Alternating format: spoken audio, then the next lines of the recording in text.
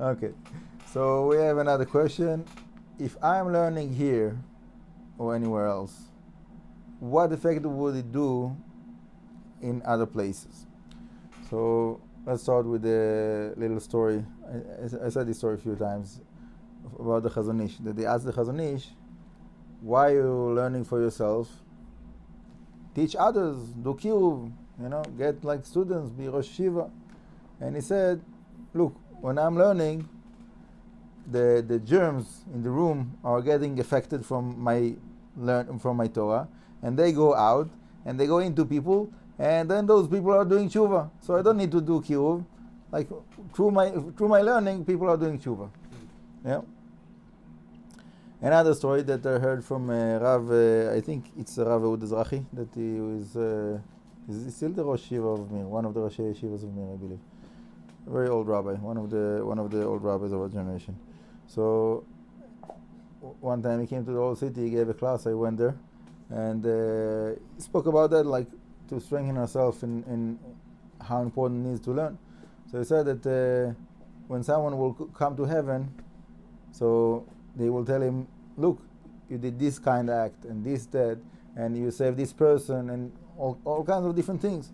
And he will look and he say, like, look, I don't know what you're talking about. I never visit those places. I never met those people. Like it's, what's going on? I thought this is like Olam Ha'emet, the world of truth. You're telling me things that I didn't do as if I did them. I can't take the credit for that. So I tell him, no, because of your learning, so the merit of your learning, so Hashem used it to save this person and to help this, whatever, all kinds of different situations. So in other words, when we are learning, so it is effective. It takes an effect. It creates spiritual abundance. And how Hashem is managing this abundance, who will get the benefit of it? So some people will say, what do you mean? I learned. I want to get the benefit of it. It's my merit. Give me. I want. Okay, fine. So that's one kind of problem that we need to deal with. But let's put it aside for now. There is a huge amount of spiritual abundance that is created by the learning, and Hashem is using it for the right purposes. So whatever it is, there's all kinds of calculations. People that you are related with, people that like physically, spiritually, whatever it is. But for sure, it helps you and others. Okay. Now, sometimes we don't see like how exactly it happens. But one time I gave a parable for that. When you have like rain here in Yerushalayim, so the rain goes into to the direction of the Dead Sea. Yeah, there's a few rivers that are usually they are dry, but when there's like heavy rain here, so then it will flood there in the south, like in the way to the Dead Sea. So someone is taking a track in those mountains around the Dead Sea. All of a sudden you see like a huge flood coming in this river. Yeah, all this huge amount of water. Where is it coming from? It's like, I don't see any rain here, right? What's the answer? It rains over there, right? It flows, right? So you don't see that. You don't see like when you are in the ocean, you don't know like where the water of the ocean came from, right? There's all kinds of rivers that are coming from the mountains. The rain that is like that falls on the mountains comes through the rivers and goes into the ocean. So you see the ocean, you get the benefit of whatever it is. Where it's coming from? It's coming from elsewhere, right? So we are learning B'ezrat Hashem, as much as Hashem is giving us the privilege to learn. And this is creating spiritual abundance. Who will get the benefit of this abundance? So obviously there is a calculation. It's not random. Hashem is not playing with dices, right? There is a calculation. So, for example, someone that is for example, my parents.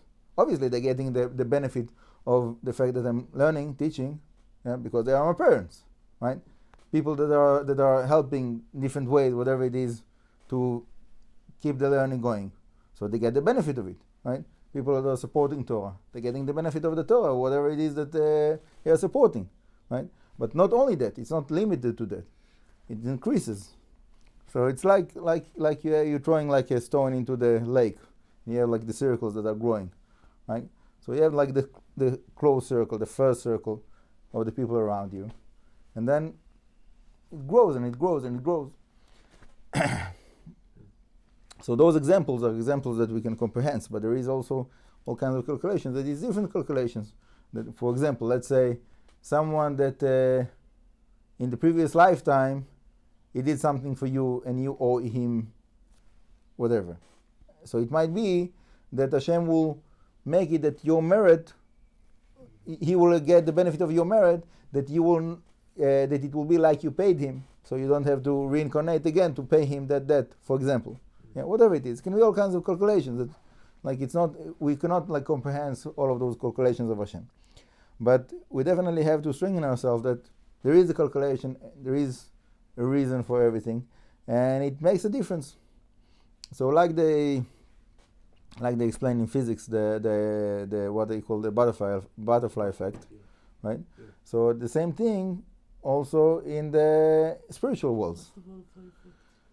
Well, the idea of the butterfly effect is like the example. It's a kind of a example that you have like a butterfly that fly in one side of the world, and somehow it creates a tornado or an island to sink in the other side of the world.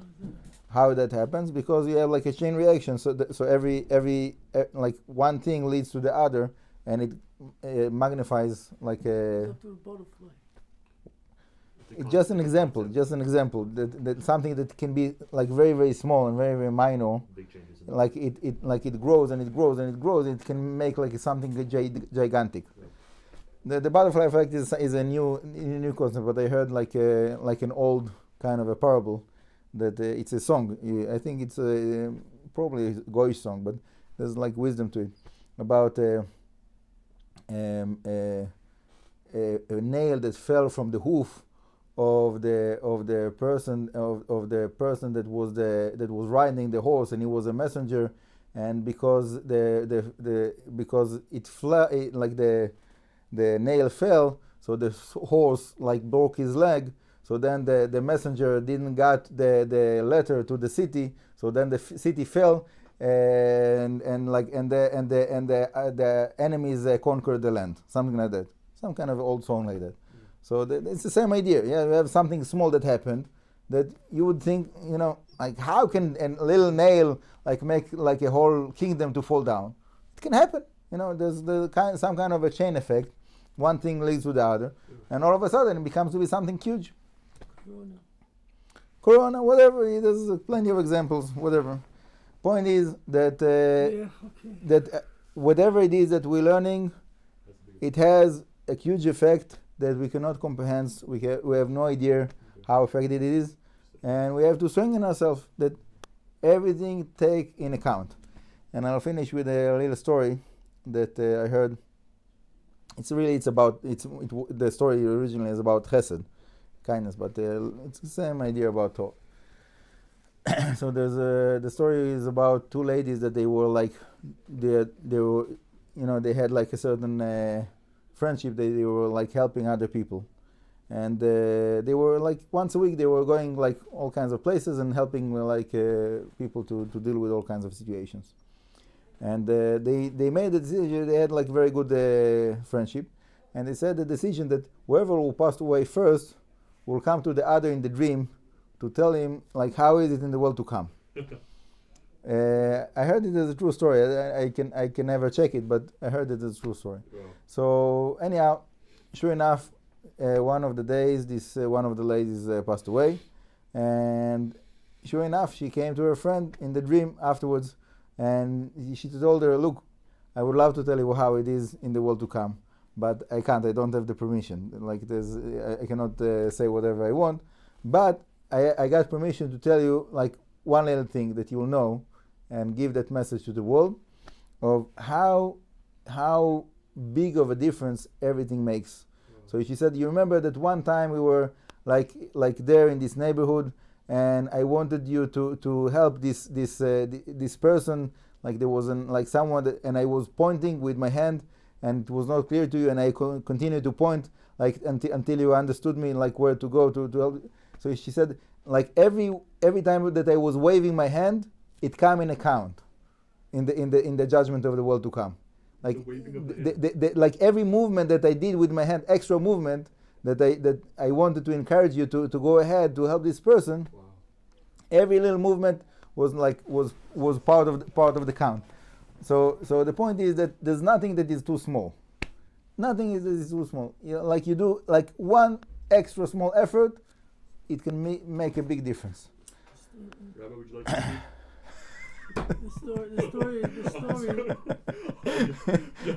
a good time to do it. It's great. Yalla, do it. The story is really about the Vilna Gaon's wife and friend. Ah, yeah? They used to go around collecting tzedakah. Okay. For Shabbos for Aniyim. And then they once came to a house and they were knocking on the door. What? They once the Vilna Gaon and the Vilna Gaon's wife had a friend, and together used to go every week to collect money for tzedakah, for people for Shabbos. And they came to a house, and they were knocking on the door, and no one answered. So they said, okay, let's go. And I think that, so the Vilna Gaon's wife, she turned back again to see, well, maybe someone will be there. And could be she went back and she knocked again. And again, there was no answer. And they started going. And then she kept on turning around because maybe there'll be an answer. And then she turned around and she stuck out her finger and said, oh, he opened the door, he's there. And they went back and they collected money. So he said, for that motion of that hand movement, that you turned around and you said, here he is, and you kept on looking back, maybe. So you can't imagine the schar that you got for that. Very good. That's how Very I good. enjoyed the story. Thank you.